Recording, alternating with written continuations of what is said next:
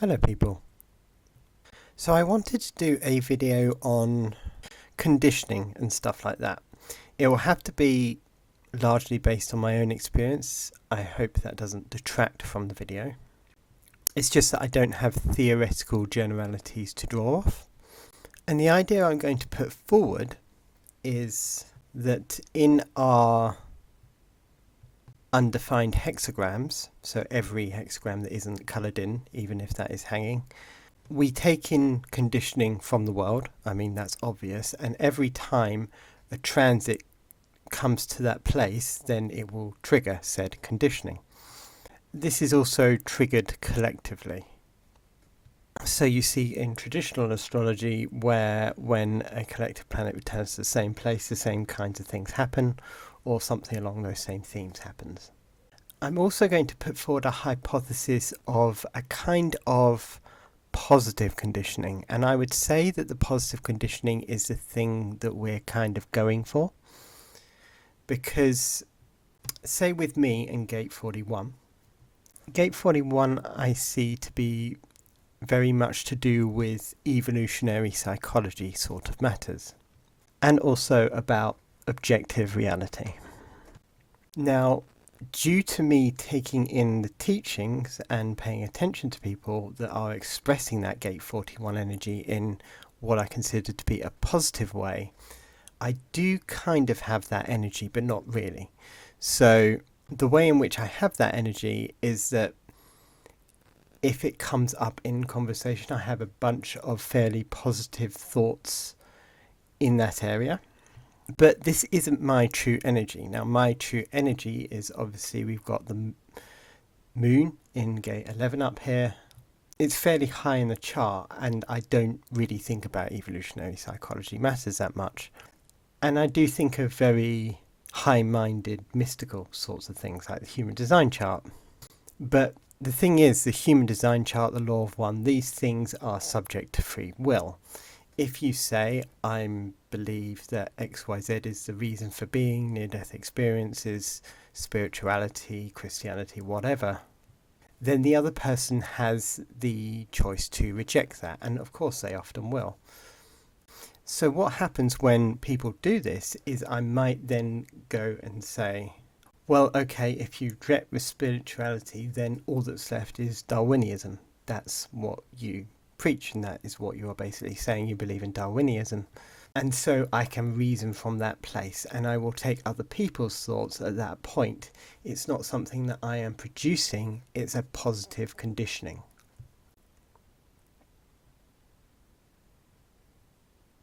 And this is how you tie in the human design with other more loving spiritual ideas. The reason that it's good for us all to get along and basically be positive with each other is because this is positive conditioning between us. It's better, for instance, if I have an idea of people that are emotionally defined, being not emotionally defined myself, as people that are positive, sweet, and all that kind of stuff. And that would be, in this example, a positive conditioning. If I was to think people that are emotionally defined, they're just nightmares, they're unpleasant, they make drama and all that kind of stuff, then that would be an example of a negative conditioning. And it's likely to me that when the human design people talk about deconditioning, in practice that actually means moving the bad conditioning out and having a general set of good conditioning there. So I will discuss in relation to my own chart and my own experiences gate 54, gate 38 and gate 61. The sun is currently in gate 61.5, which is partly why I bring that up. So in previous videos I've talked about this guy, David Wilcock, and I've already made these points, so I won't go over them ad verbatim. But David Wilcock is one of these people that always believes the mass arrests and that are around the corner, and doesn't do due diligence required, if it can in fact be done, to say change is slow and all the stuff that could be coming from his 32nd gate here. I got very, very invested in David Wilcock's set of ideas and beliefs But eventually, due to the law of one and its discussion of transient material as well as other things, I have completely come off conspiracy theory. I'm at the point where I barely check Zero Hedge. And I'm at the point where, after coming off conspiracy theory, when I see even tweets come up about it, I don't feel angry. Sometimes I look at it and think, well, that might be correct, even if it's a bit weird. But it makes me tired because I realise how much of it is not true after believing things that turned out to not be true. And where it was at one point a huge temptation, like I really wanted to get into it to discharge the powerness I felt in other areas of life, now it's at the point of, I nothing's going to happen. I don't really care. And, maybe I'll deactivate Twitter for a while because these conspiracy theory tweets are getting tiring. But we could see that the person that set off this Gate 54 thing for me was somebody with the gate defined. If someone has the energy, they can use it for either positive or negative polarity. I'll just explain. The reason I believe the Gate 54 is something that I link to conspiracy is, especially when David Wilcock talked about it, he was always talking about it in a way as there are good guys and there are bad guys, and the good guys are soon going to take over and fix everything. And that's a kind of ambition, a kind of Gate 54 thing, especially in the line 3 that he has it in twice, which is to do with fueling ambition through secretive means. So all these whistleblowers that he fantasizes about. Like I said, the Gate 32 is really meant to slow it down. It's meant to say, change only happens so fast, we need to be careful of what we do or don't adapt to here. But anyway, I came away from the conspiracy, but I noticed that when the moon transited Gate 54, I got a bit of that obsessive feeling of desperately wanting to go on conspiracy to find some sort of answer. And I believe that the moon was triggering my latent Gate 54 conditioning. But the Gate 54 happens in another way as well. My father had it and other people I know have had it.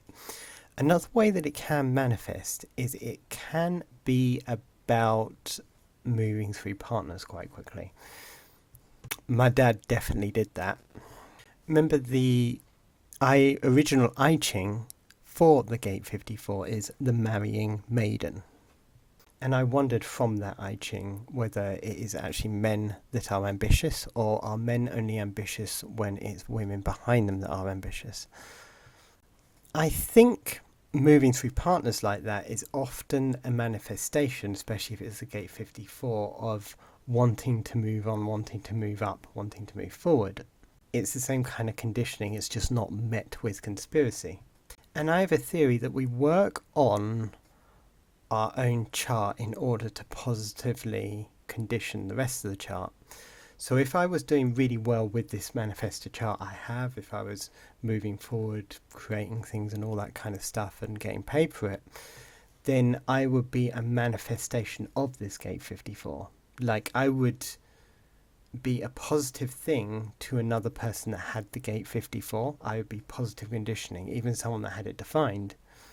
And I think that might be part of what the entire chart does. We work with the things we have, but we manifest a life that is positive enough that all the undefined parts of our chart will have a positive element too.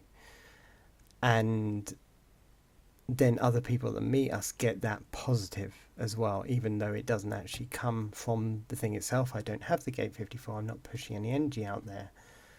But through other parts of the chart, through my defined parts, I'm manifesting something from a Gate 54 perspective.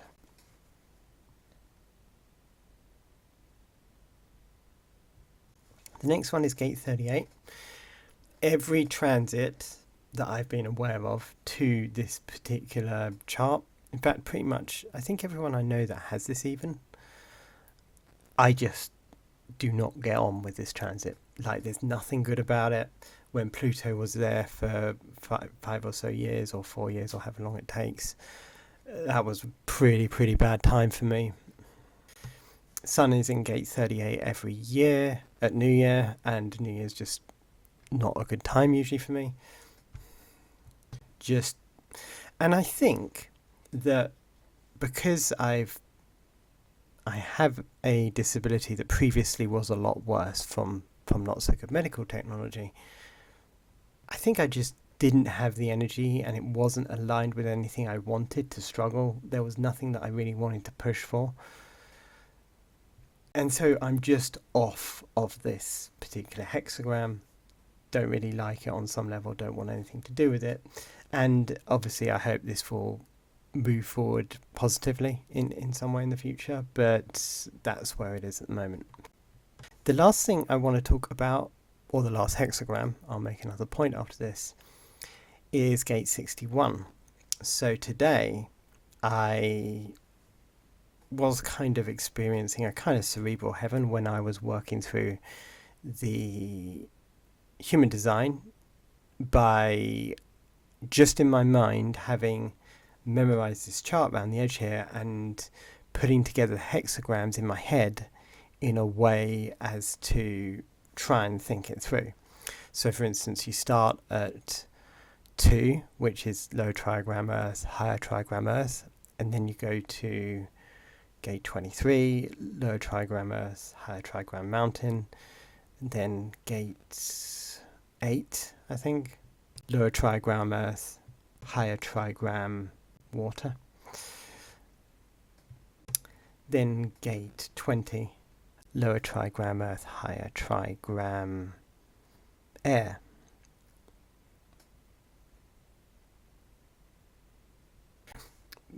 This was obviously a bit over the top, perhaps. I was feeling like I was getting a bit obsessed.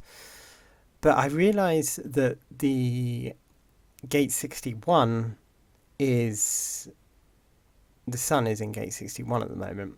And that makes complete sense. All this human design and law of one stuff for me is gate 61 through to the gate 24.